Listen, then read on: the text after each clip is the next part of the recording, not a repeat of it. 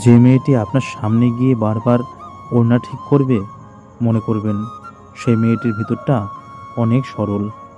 যে মেয়েটি আপনার সাথে দেখা করার সময় দেরি করে আসবে, মনে করবেন সেই আপনার কাছে নিজেকে গুছিয়ে পরিবেশন করতে চাই। যে মেয়েটি আপনি কথা বললে অন্যদিকে তাকিয়ে উত্তর করবে, মনে করবেন সেই মেয়েটি আপনাকে লজ্জা পায়। যে মেয়েটি আপনার স্বাধীন জীবনে বাধা দেয়, মনে করবেন সেই মেয়েটি আপনার অগোছালো জীবনকে গোছাতে চায়। যে মেয়েটি আপনার অপছন্দের কাজটা লুকিয়ে করে, মনে করবেন সেই কাজটি মেয়েটির খুব পছন্দের, কিন্তু সে আপনাকে ভয় পায়। যে মেয়েটি আপনি শাসন করার পরেও আপনার পিঠের পিছনে হাত দিয়ে বলবে, হয়েছে, বললাম তো আর করব না, সেই মেয়েটি আপনাকে হারাতে চায় না।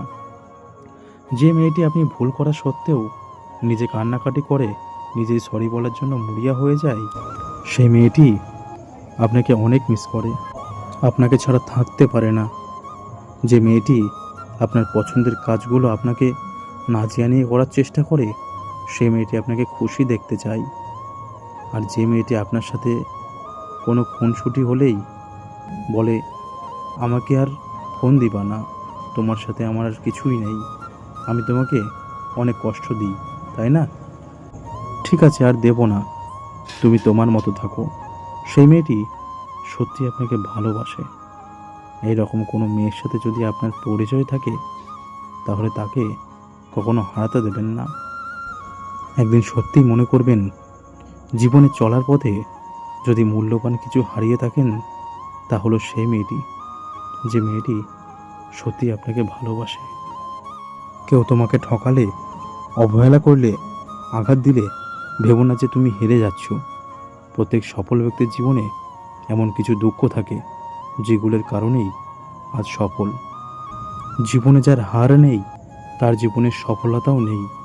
হেরে না গেলে জয়ের স্বাদ পাওয়া জীবনে যার নেই। যে মানুষটা তোমার যত বেশি শক্ত মনের মনে হয়, আসলে মানুষটা তত বেশি শক্ত মনের ছিল না। সেও একদিন তোমার মতোই নরম মনের মানুষ ছিল। বাস্তবতা তাকে কঠিন বানিয়েছে। মাটি পুড়ে ইট হয়, আর মানুষের মন পুড়ে হয় খাঁটি।